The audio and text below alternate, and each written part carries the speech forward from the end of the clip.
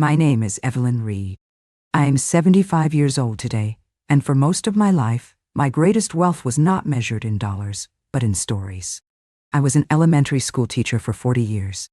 My world was one of chalk dust, of the smell of crayons and disinfectant, of the bright, hopeful faces of children learning to read their first words.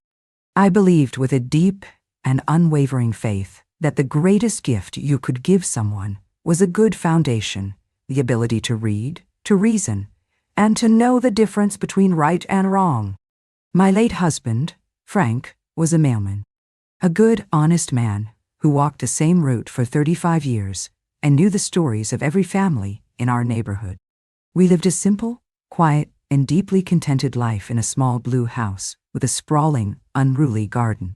We didn't have much, but we had everything that mattered: a paid-off mortgage, a small but steady pension, and a son, Mark, whom we adored.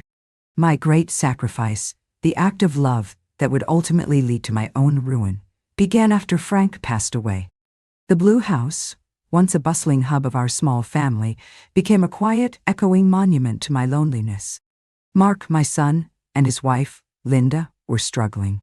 They were a thoroughly modern couple, drowning in a sea of debt I could not comprehend: student loans, credit cards, a car payment that was more than our old mortgage had been. They were chasing a lifestyle they had seen on television, a life of shiny things and effortless comfort, and the chase was bankrupting them. And so, in a moment of profound, grief-stricken, and foolish maternal love, I made them an offer.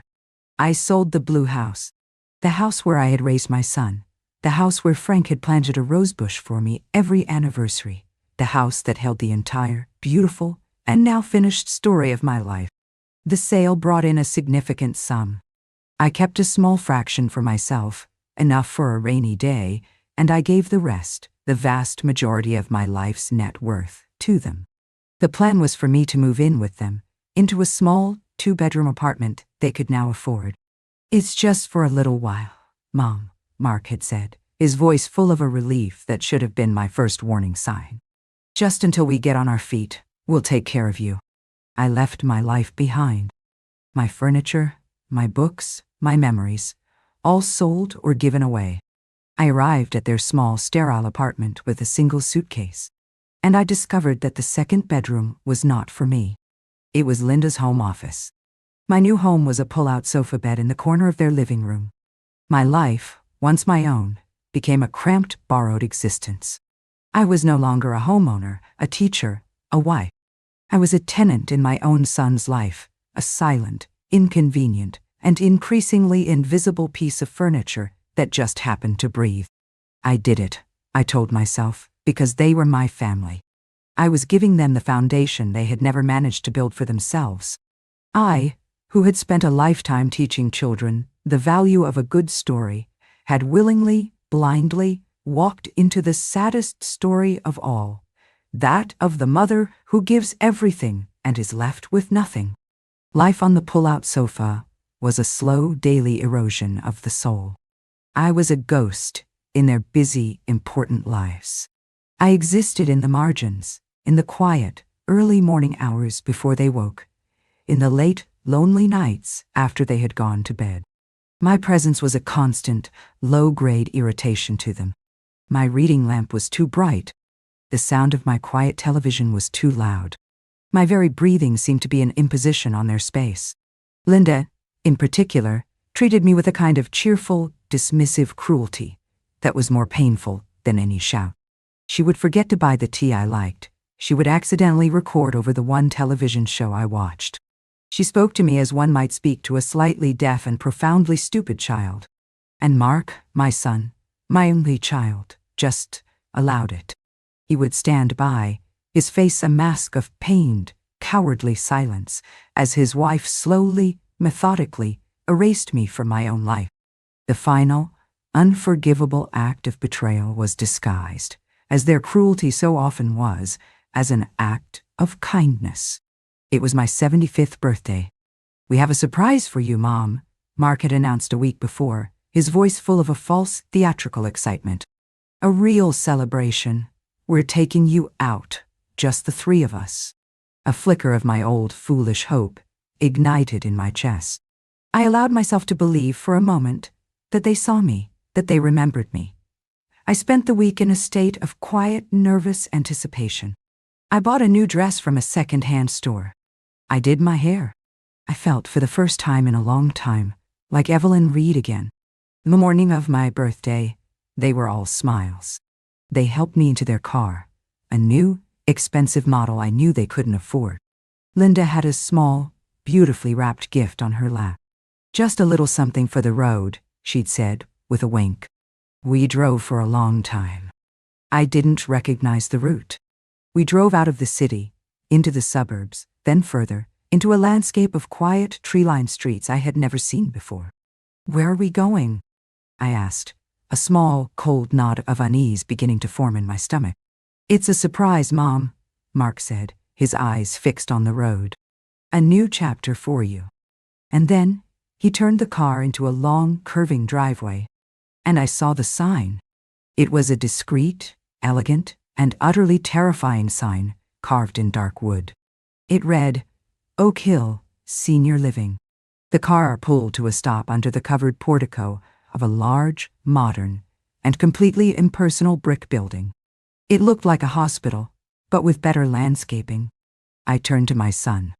I looked at his face, and in his eyes, I saw not love, not concern, but the grim, determined look of a man completing a difficult, but necessary, task. "What is this, Mark?" I whispered, though I already knew. "It's your birthday present, Mom," Linda said from the back seat, her voice as bright and as sharp as a shard of glass. She handed me the beautifully wrapped gift. "Open it." My hands were trembling so badly, I could barely tear the paper. Inside was not a piece of jewelry, not a book. It was a glossy, full-color brochure for Oak Hill Senior Living. On the cover, a group of smiling, silver-haired strangers were playing a game of shuffleboard. "We did it all for you," Mark said, his voice a low, rehearsed monotone. "We found you the best place. It has a doctor on staff. It has activities. You'll be safe here. You'll be taken care of. Taken care of? Taken care of?" I repeated, the words a dry, tasteless dust in my mouth. "We can't do it anymore, Mom," he said, the truth finally, brutally emerging. "It's too much. Linda and I, we need our own lives. We need our space. Your things, we had them moved here yesterday. They're already in your room." He had not just brought me to a nursing home. He had erased me from his. My books, my clothes, the few pictures of Frank I had kept, they were already gone. The pull-out sofa, I presumed, was already folded away, my entire existence wiped clean from their apartment. He got out of the car. He came around and opened my door. "Come on, Mom," he said, his voice now tinged with a weary impatience. "Let's not make a scene." I got out of the car. I stood on the pristine concrete of the portico, a 75-year-old woman in a second-hand dress, holding a brochure for her own tomb. A cheerful-looking nurse was already walking towards me, from the gleaming glass doors. "We'll come and visit," Linda called from the car window, a final casual lie. "As soon as we can. Happy birthday, Evelyn." And then they drove away. They did not look back.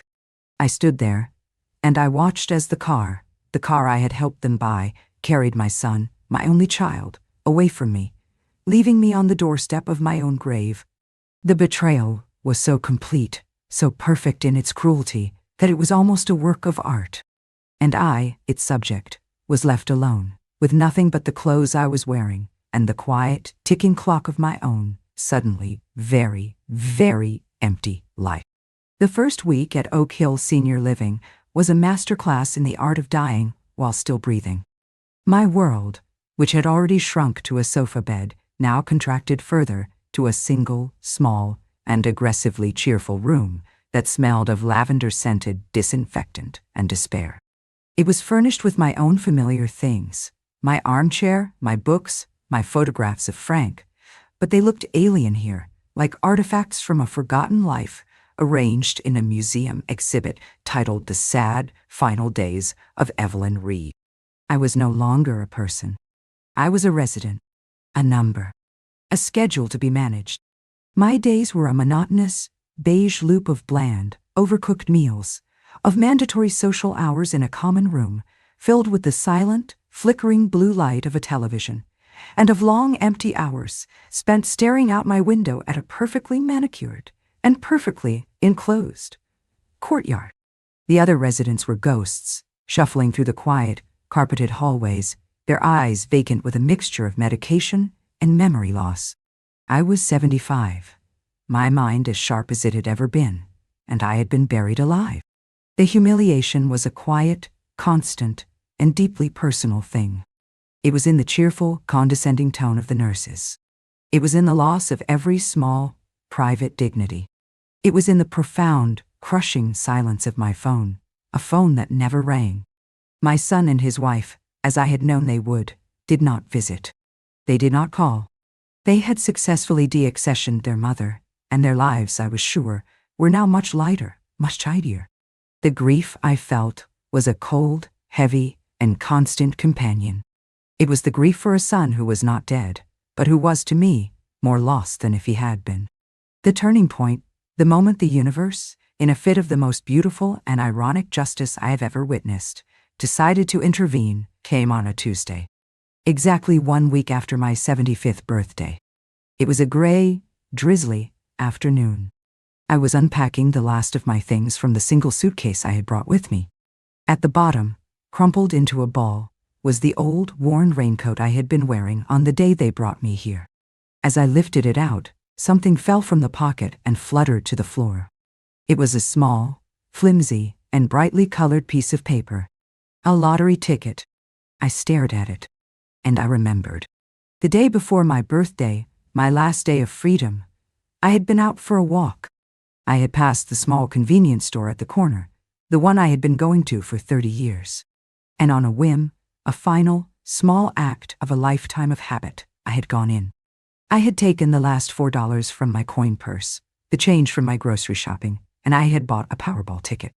I had let the machine pick the numbers. It was a small, foolish, and deeply ingrained ritual, a $2 investment in a 5-minute daydream.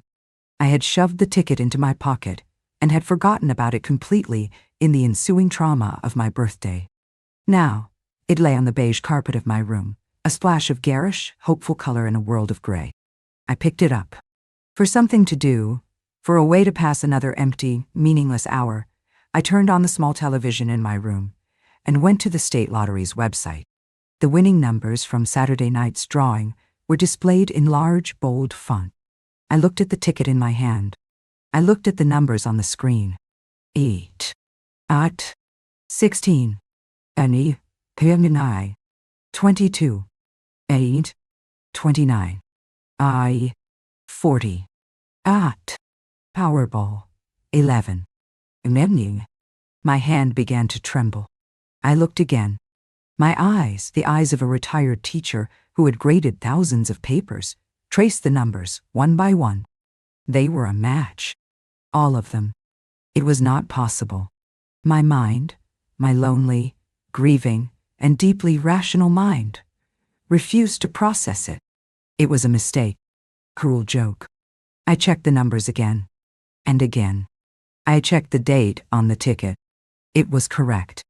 A sound, a strange strangled gasp, escaped my lips.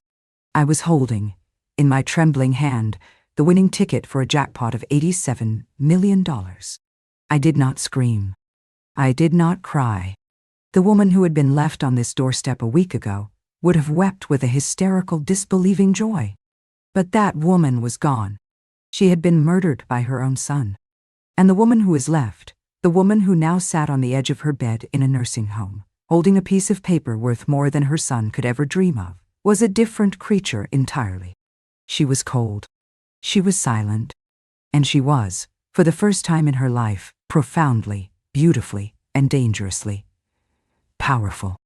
The first thing I felt was not joy. It was a wave of pure, cold, and exquisitely ironic clarity. This was not just money. This was a weapon. This was a tool.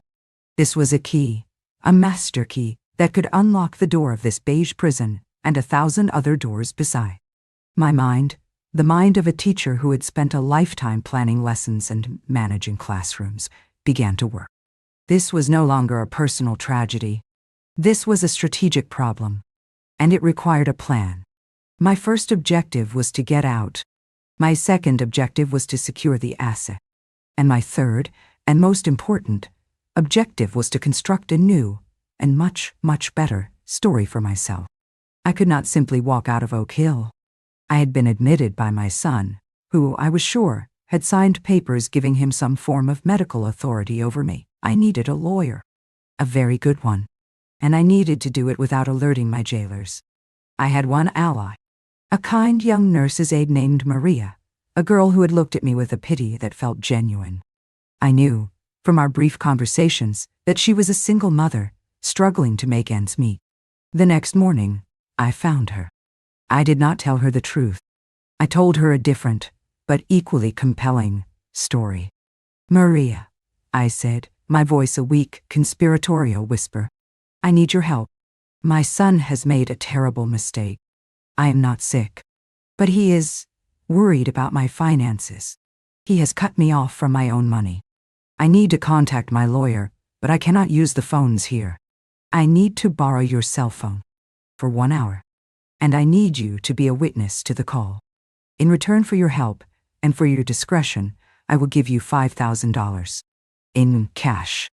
The money, I knew, was in a small emergency fund I kept in a savings account at a different bank, an account my son knew nothing about.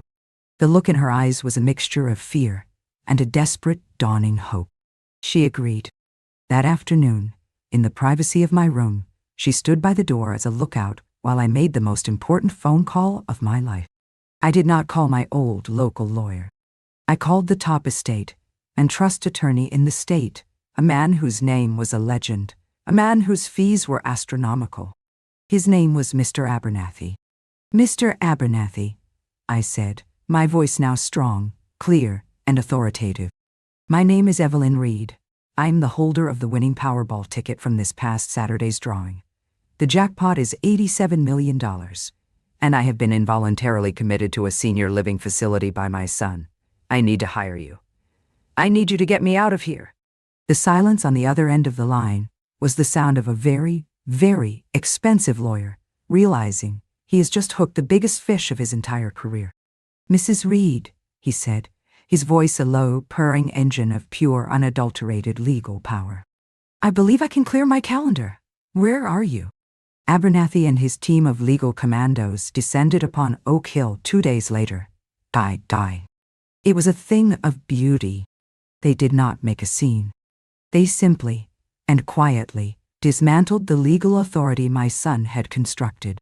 They presented the administration with a signed, notarized, and utterly terrifying letter from a team of the state's top geriatric psychiatrists, who, based on a brief, private consultation I had with them via video call, had declared me to be of exceptionally sound mind and judgment. They presented proof of my financial independence. They threatened a lawsuit for false imprisonment so massive it would have bankrupted the parent company of Oak Hill 10 times over. I walked out of that place 3 hours later. I was a free woman. Maria, the nurse's aide, was waiting for me, her eyes wide. I wrote her a personal check for $10,000.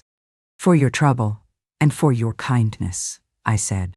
"Go back to school." My new life began in a suite at the city's finest hotel, with a team of lawyers and financial advisors. The prize was claimed through a blind trust to protect my privacy. The lump sum, after taxes, was a staggering $54 million. And as the money settled into my new accounts, I began to plan the final act of my old life, the revenge. It would not be a loud, angry confrontation. That was not my style. My revenge would be a story. A beautifully constructed, exquisitely painful, and deeply ironic lesson in the difference between right and wrong. I had my team of financial advisors research Oak Hill Senior Living. I discovered it was part of a larger, publicly traded corporation, a company whose stock was underperforming. I made a decision.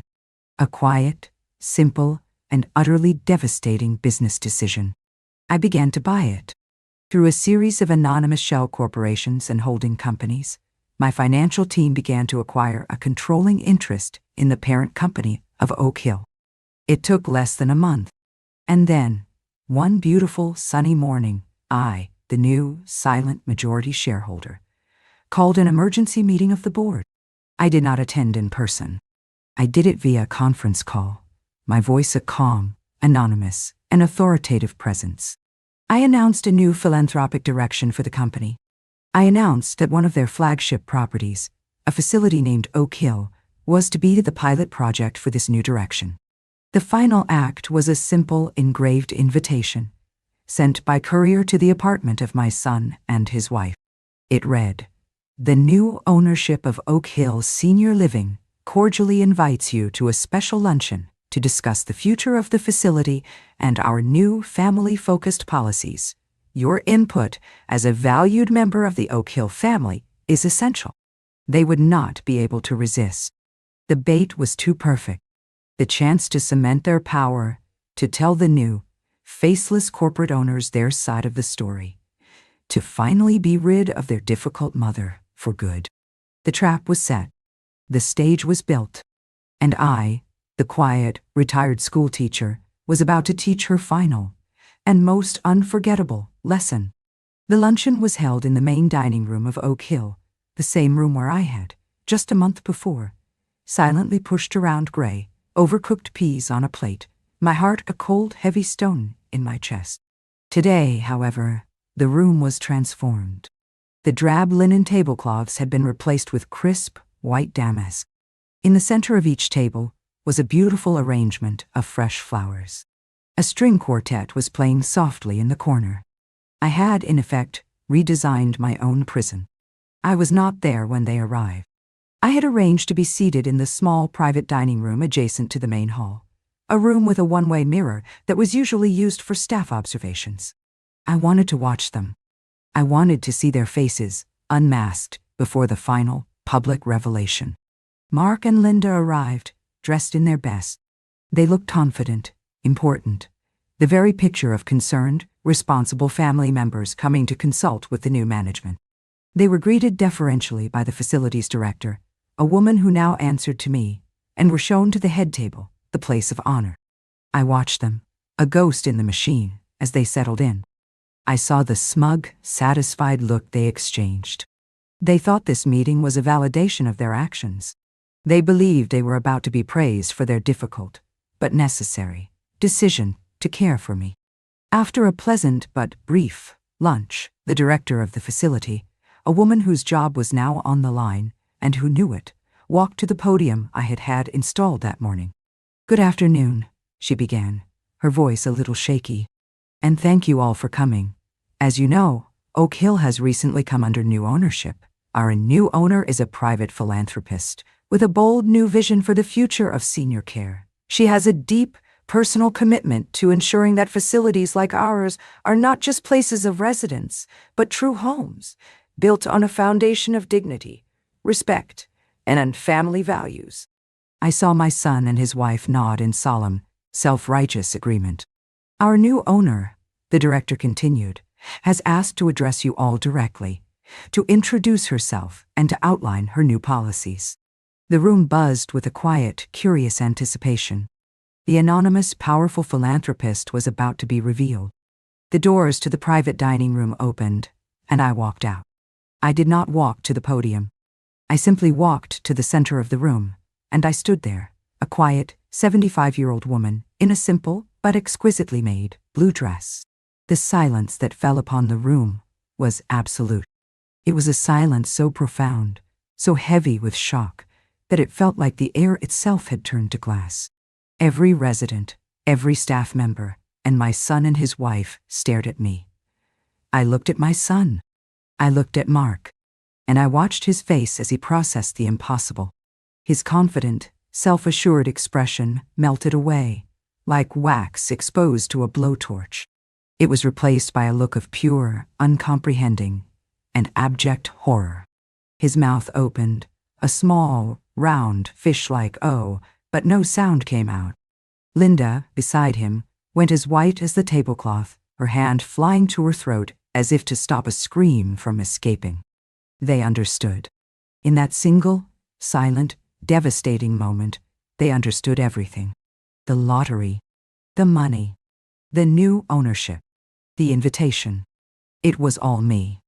The weak, disposable, half-forgotten old woman they had dumped on this very doorstep was now, through some impossible, terrifying twist of fate, the owner of their reality, the architect of their doom. "Hello, Mark. Hello, Linda," I said, my voice calm, clear, and carrying to every corner of the silent room. "Thank you for coming. I'm so glad you could make it."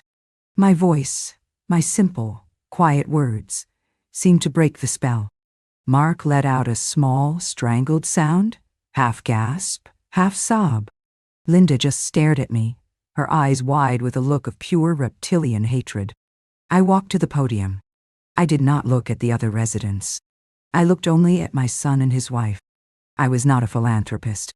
I was a teacher, and this was my final lesson. As the new owner of Oak Hill, I began. I am, as the director mentioned, instituting a series of new policies, effective immediately. My primary focus is on the sanctity of the family bond. I let the words hang in the air, each one a perfectly aimed dart. To that end, I continued, we are implementing a new and very strict visitation policy. It is a policy designed to protect our residents from the pain of abandonment, from the quiet, soul-crushing cruelty of children who see their parents not as a blessing, but as a burden. I looked directly at my son. The new policy is very simple. Any child or family member who is found to have placed a resident in this facility under false pretenses, who has abandoned a resident, or who has failed to maintain regular, loving contact, will have their visitation rights permanently and irrevocably terminated. I paused. "Mark Reed," I said, my voice now as cold and as hard as a judge's gavel. "Linda Reed, you are the first to be subject to this new policy. You are, as of this moment, permanently banned from this facility. If you ever set foot on this property again, you will be arrested for trespassing." The collapse was absolute. Linda let out a piercing shriek, a sound of pure, thwarted rage. Mark simply crumpled in his chair, his head in his hands, his body shaking with the silent, racking sobs of a man who has not only lost a fortune, but has just been publicly and permanently disowned by his own mother. "Security," I said, my voice quiet but firm, and two large uniformed men I had hired that morning, walked to their table. "Please escort Mr. and Mrs. Reed from the premises." I watched as they were led away, my son a weeping, broken wreck, his wife a spitting, cursing fury. I watched them until they were gone. And then I turned to the rest of the room, to the stunned, silent faces of the other residents.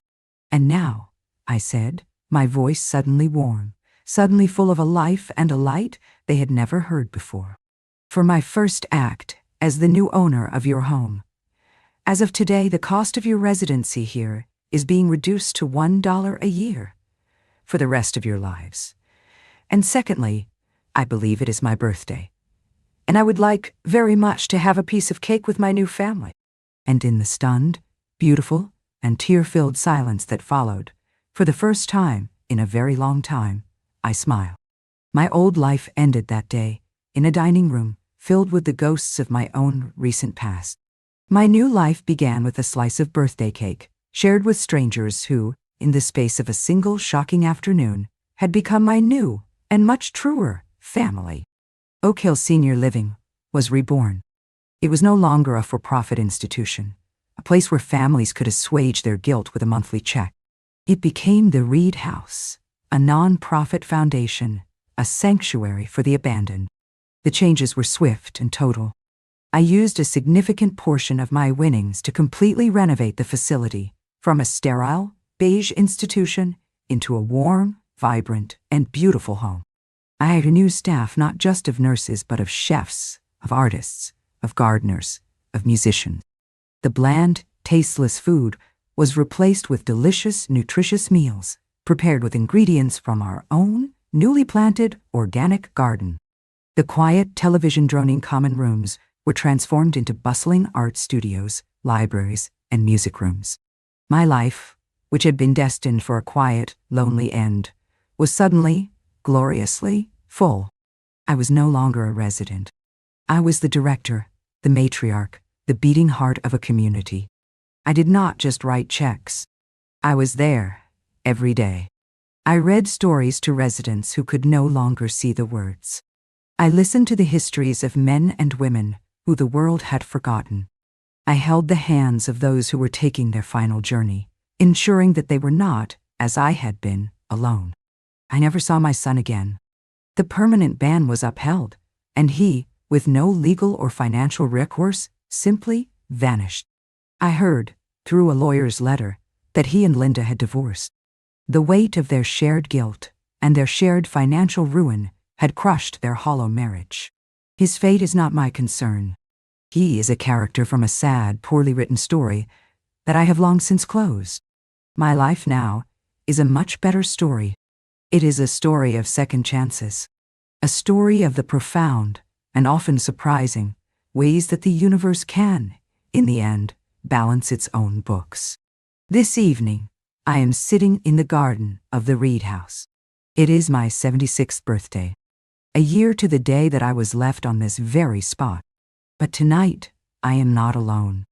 I am surrounded by the residents, by the staff, by the joyful, chaotic, and beautiful new family I have built.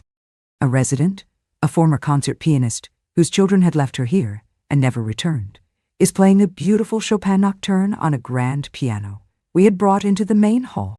Maria, the young nurse's aide who had lent me her phone, is here. She is no longer an aide.